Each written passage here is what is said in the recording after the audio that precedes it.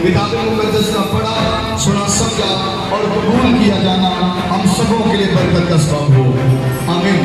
खुदा के लोगों, बाइबल मुकद्दस को जब हम बगौर उसका मुताला करें और इस दौरे हाज़रा पर नजर दौड़ाएं तो हम इन बड़े आज़मों पर जो इंसान की शरह देखते हैं, इनको दो हिस्सों के अंदर तकसीम किया जाता है। एक हिस्सा वो है जिन्हें अहले मज़हब कहा जाता है, ऐसे लोग जो कोई अकीदा रखते हैं, किसी को मानते हैं और किसी चीज की वो इबादत या परस्तिश करते हैं।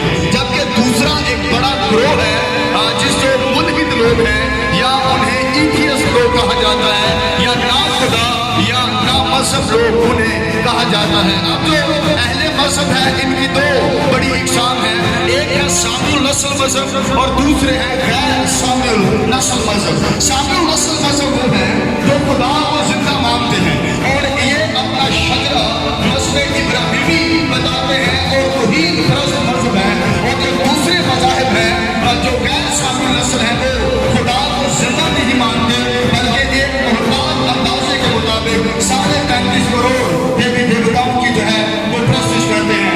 आपने जो हवाला पढ़ा है ये दौरे हाज़रा की एक मॉडर्न आयत है और आजकल के जो नौजवान बेटे और बेटियां हैं वो इस आयत की आड़ के अंदर आकर बात करते हैं कि लिखा हुआ है कि मर्द अपने माँ बाप को छोड़ेगा और अपनी बीवी से मिला रहेगा। मैंने बड़े सारे लोगों की काउंसलिंग की है और जब बात खुलकर सामने आती है तो ये एविडेंस हमारे सामने रखा जाता है कि शादी के बाद एक ही तरीका है जिंदगी गुजारने का और वो है माँ बाप से।